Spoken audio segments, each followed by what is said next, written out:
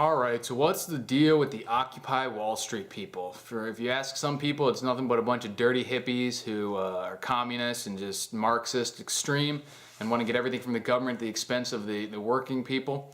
And you ask other people, and it's just chock full of nothing but end the Fed, Ron Paul supporters, libertarians, and everything else. So which is it? You know, and I've looked at the.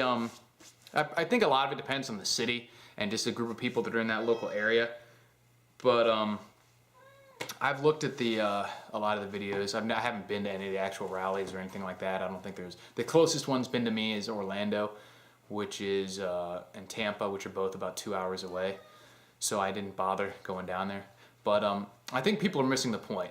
I think everyone's right. There's both groups of people out there. There's every group of people out there. And that's what's important. Yeah, the group as a whole doesn't have a message that they can all get behind because everyone's going out there, and that's the more important thing to take away from this, is that people are pissed off. And while a lot of people on YouTube and stuff seem to think that makes it less meaningful, I think that makes it more meaningful, because you have multiple groups of people who aren't even necessarily mad about the same things. It's just everybody's mad, and it's reached a boiling point. They're even mad at each other, and that's dangerous. I mean, it's getting hairy. This is to the point where things could really start breaking down. All it would take is one small incident in one of these things to really blow up, or just even a little bit worse economy, and which is going to happen.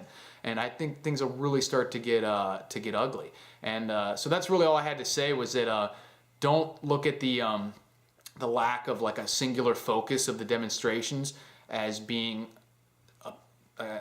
indicative of it being meaningless, because, and like I was saying, I think that makes it more meaningful. Everybody's pissed off. The libertarians and everybody has reason to be pissed off, you know what I mean? But people just differ in their opinions about how things should be solved. And what do you get when you have a bunch of people who are pissed off with different opinions? Is you have conflict. So that's what we need to watch for. And I'm not just talking about conflicts like protests, I'm talking about actual conflicts. And it's going to happen sooner or later. So don't just write off the protesters. Some of them are crazy, some of them are right. It doesn't matter. There's going to be conflicts because of it. And nothing is getting better. It's only getting worse. And that means the protests are only going to get worse.